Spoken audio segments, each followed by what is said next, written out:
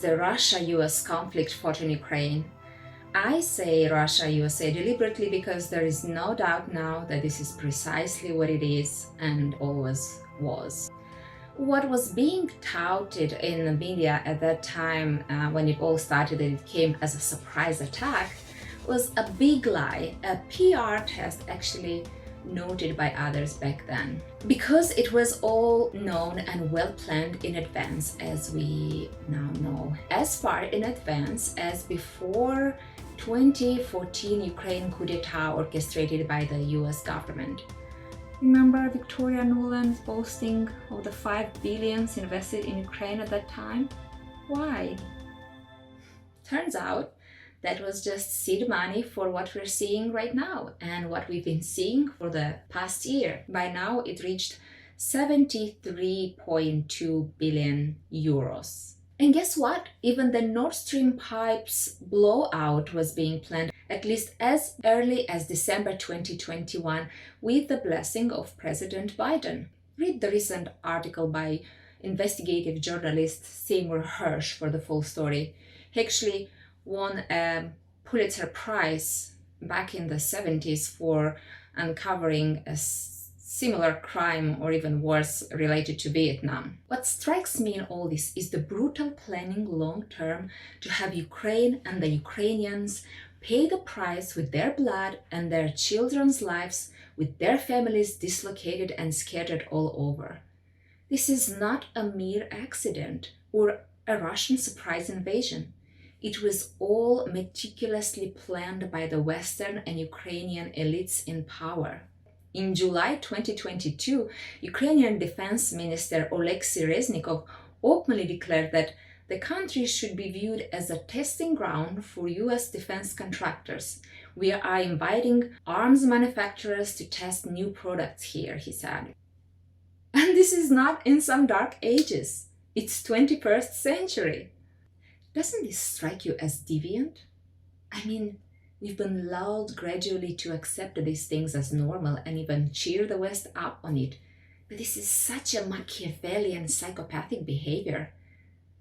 I've heard Joe Biden has been undergoing some tests regarding his mental capabilities lately. I wonder if they ever test one on this dark triad psychometrics. Because this is dangerous. What I dubbed the phrase of the year 2022 that leaves me absolutely baffled, it's "we'll fight to the last Ukrainian." Of course, media put a heroic spin on it, but who asked the Ukrainians? And who are you to decide that? To fight to the last Ukrainian to pursue your interests? Interests born out of pure hatred and fear based on false beliefs about your perceived enemy. On what grounds and with what rights do you take the lives of ordinary Ukrainians who already are suffering? I want to ask, what right do you have to their lives, Mr. Biden? Or do you consider the Ukrainians or Russians some sort of subhumans and thus not having the same rights and freedoms as other people, as the American people, the rights to life, liberty, and the pursuit of their happiness? The American conservative publication writes, "Most disturbing is the apparent failure of the Allies to support what the Ukrainian people need most: peace." In 2019, a great majority voted for Zelensky because he promised to end the war. Little did they know that they were about to be sold as testing ground for US arms manufacturers. People wanted peace. That's exactly true. I spoke with some Ukrainian refugees and they were telling me things. And guess what? None of them want to go to war. The men who are trapped in the country, forbidden to leave and pursue their lives elsewhere by a tyrannical regime, they do all they can to avoid being recruited for the army. Actually, and some witnessed others being taken by force in the streets. Who wants to die? There is not a real cause. Maybe there are a few brainwashed by the neo-Nazi ideology, perhaps young and perhaps lost and not yet able to understand the value of life and what true freedom is. But the majority of Ukrainians don't want to be sacrificed for Biden's and the neoconservatives' ambitions. And many still don't understand why Russia attacked. Why did they have to do that, they ask. In an article published by Ron Paul Institute in June last year, Jordan Schachel writes, "The Biden administration and its NATO partners have decided from a comfortable distance, away from the fight, that millions of Ukrainians' lives are a price worth paying to make sure their band stays together, with the side benefit of chipping away at Russia's military. The longer the war, the better. Who are you guys to commit such crime? Blatantly, in plain sight, openly, in front of the whole world. But most worrisome is, who will hold them accountable?" Writer Ted Snyder observed that next to starting a war, the most reprehensible act would be keeping one going, where more people die with little hope the outcome will improve. Yet evidence suggests the US is inhibiting a diplomatic solution in Ukraine. We'll fight to the last Ukrainian. And if you ever doubted it or wondered whether really Russia somehow is avoiding a peaceful negotiation, well, what a shock was Angela Merkel's revelation about the Minsk agreements. In an interview with German daily Die Zeit published on December 7, 2022, Merkel reveals that the 2014 Minsk agreements were actually an attempt to help Ukraine gain time to become stronger. She put it in the open. It was all a sham, a smokescreen aimed purely only at buying time for the US to better equip and arm Ukraine for a war, a US war with Russia. Looks like your Western partners betrayed you, Mr. Putin. A Russian military operation in Ukraine was not a surprise, was not unprovoked, was not unplanned, and was never off the table. It has been years in the planning. Note that the press didn't take Merkel's statement and run with the story, as if it's of no importance. In fact, they kept silent and repressed it. And that interview video was taken off the internet. Think about that, in case you still trust corporate media. Elon Musk tweeted, "Some of the smartest people I know actively believe the press. Amazing." Few seem to care about the truth. The revelation from Merkel, a first-hand source, didn't mean anything. It didn't change the narrative in the media. It's like these folks are programmed to keep going with one story, suspending their thinking like robots, zombies. Kill the Russian, fight to the last Ukrainian. Wait, Ukrainians didn't vote for this. Kill to the last Ukrainian. Wait, it's actually the US government that didn't want a peaceful negotiation, not Russia. Kill to the last Ukrainian. Wait, there is a child in the way. Oh, kill to the last Ukrainian. That's how the media works now. That's what it supports. Freedom of the press is down. Notable journalist Glen Greenwald writes, "The corporate media's ability to overnight turn anyone who dissents in any way into some sort of fascist or Hitler-like figure and then have millions of their followers go around mindlessly repeating it, it's both impressive and chilling." And we've seen that, didn't we?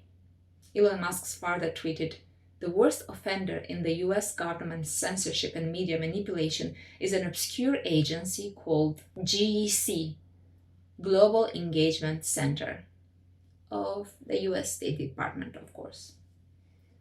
So that's who's pulling the strings. What a surprise. Now, I don't know why Merkel decided to speak about it, but I'm glad she did. Maybe she could not keep silent anymore watching the butchering of so many innocent folks, including Russians, and the economic destabilization all over Europe, knowing that this could have been avoided, but was deliberately pursued. Maybe her consciousness and soul could not carry the burden anymore, and being free from the pressure of playing the US political game. The credibility of the West is shattered. This is not the America I used to know, which I studied. It used to stand for integrity and truth and freedom and democracy. Not anymore. Joe Biden is pretty old. He does not care. And he's got nothing to lose. He's changed his views on important things over the years as if to play along some hidden powers. Is that what they refer to as the deep state? But Ukrainians and their children, they seem to want to leave, actually. They have their whole lives ahead of them. So let them leave. Let the Russians leave too and build their economy as they need to and their country. You know, there are far better and more effective ways to influence a country that are peaceful. But it was never about that, was it? It's all about getting to Russia, kneeling it. What an opportunity. And if it's all through peaceful methods, then where would that leave the military-industrial complex, right? NATO is not a peacekeeper. It's a war perpetuator, an American far outstretched arm of war. It's a global tyranny, a global power driven by greed and a murderous spirit. And my hope is this is what will bring its downfall, as with many big empires in the past. To the last Ukrainian. There is nothing heroic about this phrase. At the end of it, it will leave a deep scar in their psyche, a burden to carry, a scar for generations, generating more violence and pain. But this is even beyond Ukraine. Tulsi Gabbard, and if you don't know who Tulsi Gabbard is yet, it's time to get to know her. This outstanding and remarkable woman and politician that I hope one day will rise to lead America. In a recent interview with Tucker Carlson, said, "The warmongers are trying to drag us into World War III, which can only end in one way: nuclear annihilation and the suffering and death of our loved ones." Zelensky, Biden, NATO, congressional and media neocons are insane. And we are insane if we passively allow them to lead us into this Holocaust like sheep to the slaughter. We find hope in the fact that the majority of Americans are sane. But sanity is not enough. We also need courage.